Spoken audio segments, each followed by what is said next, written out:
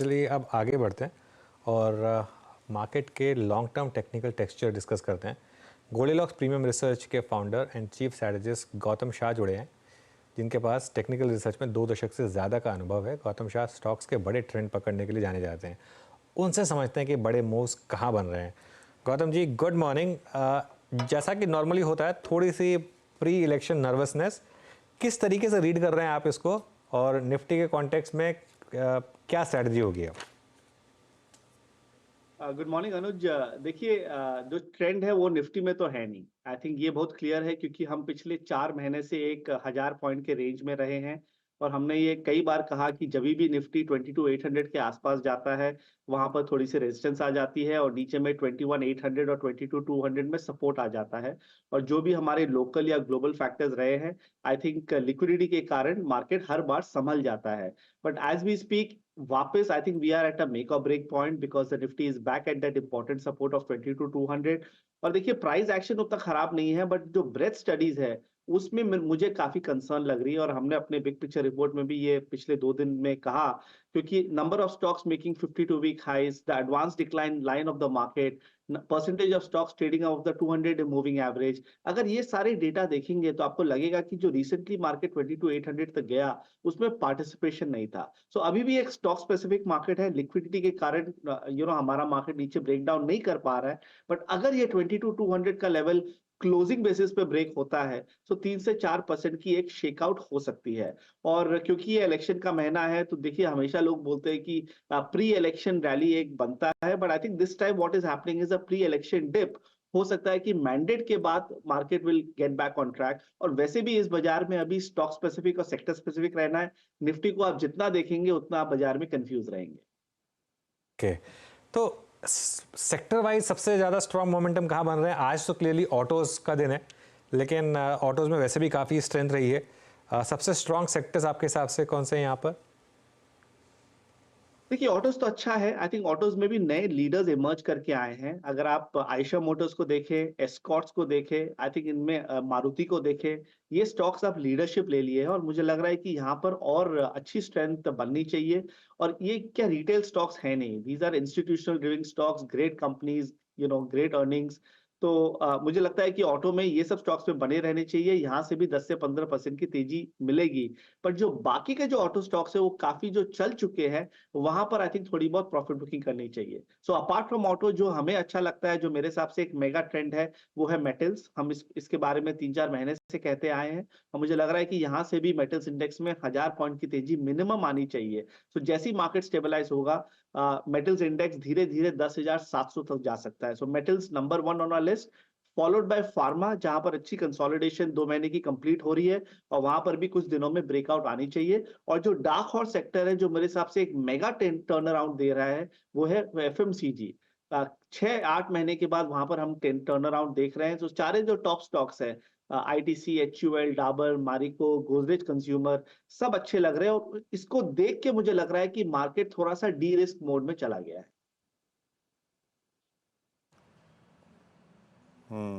Okay, तो गौतम जी की metals अभी भी सबसे strong, I think followed by pharma pick है। और मेटल्स पे पिछली बार भी आपका एग्जैक्टली यही व्यू था।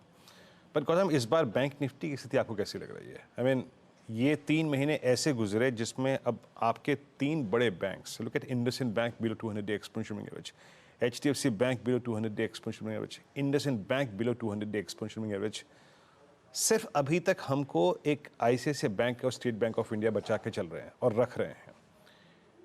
निफ्टी बैंक के ऊपर आपका व्यू, और स्पेशली इन 2-3 दिग्गज प्राइवेट बैंक्स पर आपका व्यू, जो कि 200 मार्क नीचे ट्रेड कर रहे हैं इस वक्त? ये बैंक निफ्टी पिछले 2-3 महीनों में काफी वॉलेटाइल रहा है, क्योंकि ये जो 3-4 स्टॉक आपने कहा, आई थिंक ये जो करते हैं इसके कारण बैंक निफ्टी पे बहुत बड़ी बेयरिंग आ जाती है। और बैंक निफ्टी का हमारा 50,000 का एक वर्किंग टारगेट था, वहां तक बैंक निफ्टी गया और वहां से वापस करेक्शन आ गई है। और अगर ये 47,700 का लेवल अगर ब्रेक करता है तो और 3-4% की फॉल बैंक निफ्टी में आ सकती है। और जैसे आपने राइटली कहा, आई थिंक सिर्फ 2 स्टॉक पूरे बैंक निफ्टी को बचा के रखे हैं, वो है आईसीआईसीआई बैंक और एसबीआई। और जैसे आपको मालूम होगा ये दो हमारे फेवरेट्स हैं, हम इसको 2 साल से प्ले कर रहे हैं, ICICI bank in the private banking space और SBI in the PSU banking space. और मुझे लगता है कि ये दोनों बैंक अगले 6-8 महीने में काफी अच्छा करेंगे। तो इस मार्केट फॉल में ये दोनों बैंकों में खरीदारी करनी चाहिए। बाकी सारे जो टॉप बैंक्स हैं, चाहे वो एचडीएफसी हो या कोटक बैंक हो, एक्सिस, इंडसइंड, मुझे तो अच्छा सेटअप लगता नहीं है। और अगर बाजार में थोड़ी बहुत और वीकनेस आती है तो ये सब प्रेशर में रहेंगे। सो बैंक निफ्टी में कोई ट्रेंड है नहीं, ज्यादा ऊपर या ज्यादा नीचे मत देखिए, सिर्फ आईसीआईसीआई बैंक और एसबीआई में बने रहिए।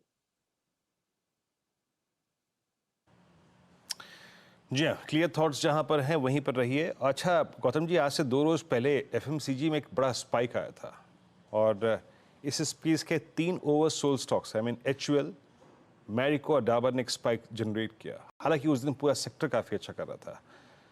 मीडियम टर्म पर्सपेक्टिव से और स्पेशली मॉनसून पे फोकस करते हुए, और आई थिंक अगले क्वार्टर के पहले नंबर से पहले अगर मुझे एफएमसीजी में कुछ पिक करना हो तो क्या पिक करना चाहिए इस वक्त?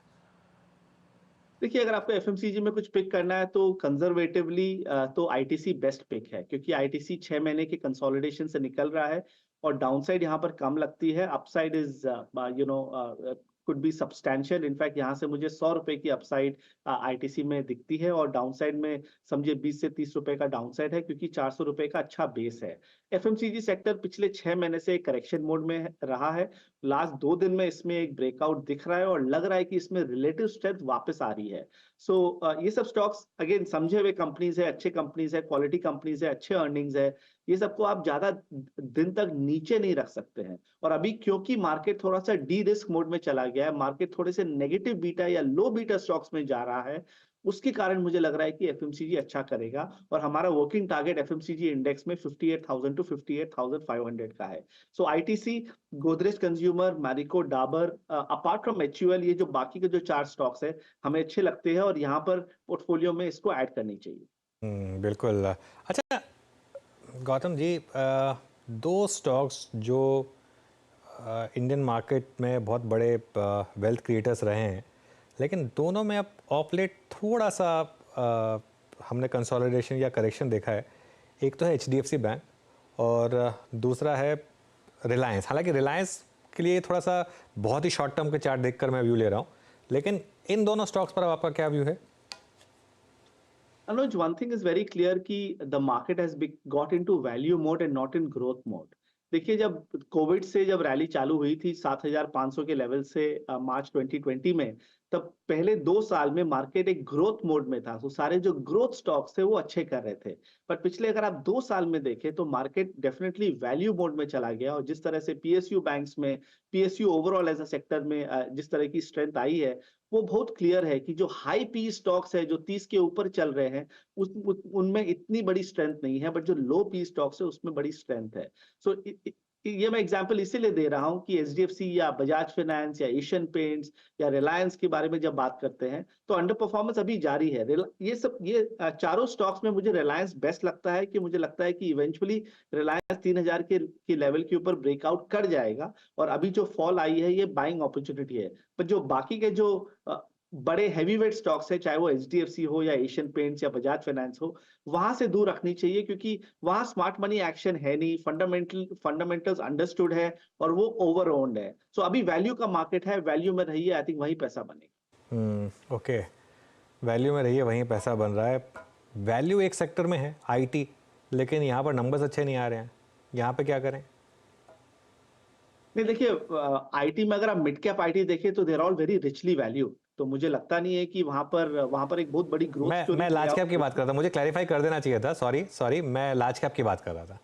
लार्ज कैप आईटी, हाँ correct, you are absolutely right. So mid cap IT expensive है, but large cap IT expensive नहीं है।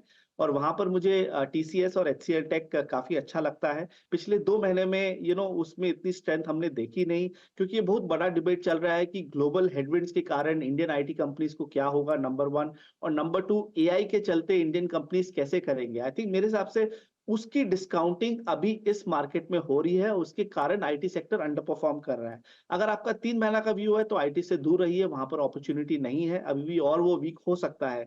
बट अगर आपका 12 से 18 महीने का व्यू है तो आईटी तो टीसीएस, HCL टेक और टेक महिंद्रा हमें अच्छी लगती है और वहां पर अच्छी स्ट्रेंथ बननी चाहिए।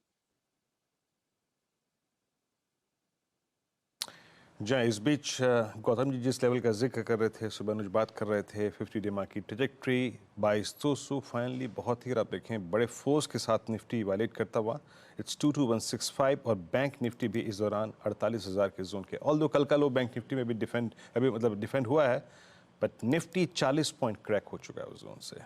अच्छा गौतम जी, एक स्टॉक जिस पे बहुत बात हुई है बीते एक महीने में, आई मीन टेक्निकली तो खैर मैं से बहुत एक स्ट्रॉन्ग स्टॉक नहीं मानता, बट वोडाफोन आइडिया पे आई मीन हमारे पास भी सबसे ज़्यादा प्रश्न आते हैं।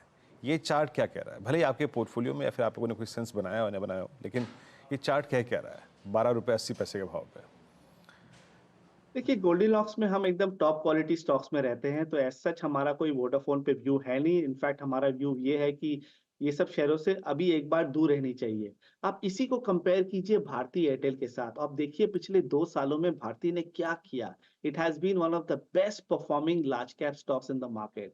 तो जब एक लार्ज कैप स्टॉक आपको मिड कैप रिटर्न दे सकता है, तो आप वोडाफोन जैसे शेयरों में क्यों काम करें। मैं ये नहीं बोलता हूँ कि वो खराब शेयर है या खराब कंपनी है, मैं बस यही बोल रहा हूँ कि रिस्क ये सब शेयरों में काफी रहती है। और अभी जिस तरह का मार्केट सेटअप है, जिस तरह का मिड कैप्स और स्मॉल कैप्स में एक ओवरबॉट ट्रेडिंग आ गया है, ये सब शेयर से थोड़े से दूर रहने चाहिए, क्योंकि अगर बाजार और गिरा, जो पॉसिबल है, तो वोडाफोन जैसे शेयर थोड़े से वीक हो सकते हैं। तो अभी के मार्केट में सेफ स्टॉक्स में रहिए, लो बीटा स्टॉक्स में रहिए। आई थिंक आपका पोर्टफोलियो सेफ रहेगा, क्योंकि अभी से लेकर जून 4 तक ये मार्केट वॉलेटाइल रहेगा, ज्यादा ऊपर भी नहीं जाएगा, ज्यादा नीचे भी नहीं जाएगा, आपको कंफ्यूज करेगा। तो इसीलिए आपको मेटल्स, एफएमसीजी और फार्मा में रहना है।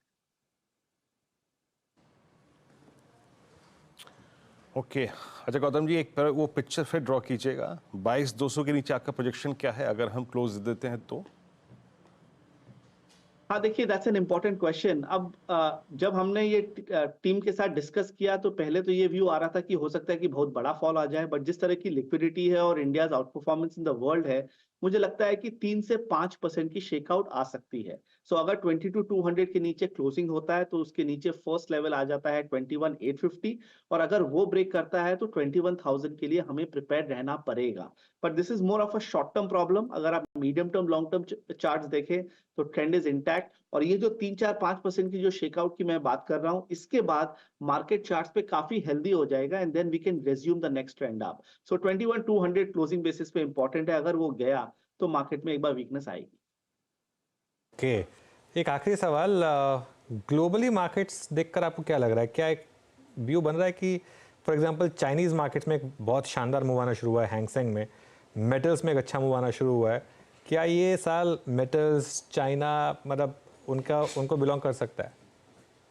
देखिए, ये शाल डेफिनेटली मेटल्स के लिए है। आई थिंक हम तो गोल्ड और सिल्वर में बहुत बड़े बोल रहे हैं ऑल अलोंग, और मुझे लगता है कि गोल्ड यहाँ से भी $26 तक, $2600 तक चला जाएगा, और सिल्वर $30 पार कर जाएगा। तो यहाँ पर मुझे गोल्ड और सिल्वर में यहाँ से भी 20% की तेजी लगती है, जो बेंचमार्क इंडिसेस दे नहीं पाएंगे। और अगर आप ग्लोबल मार्केट्स को देखें, तो यूएस मार्केट्स में थोड़ा सा एक रेंज में मूवमेंट आ गई है, बट अभी जो रियल मूवमेंट है ग्लोबल इक्विटीज में, वो सब एशियन मार्केट्स में है। चाइना और हांगकांग में इतना अच्छा कमबैक है।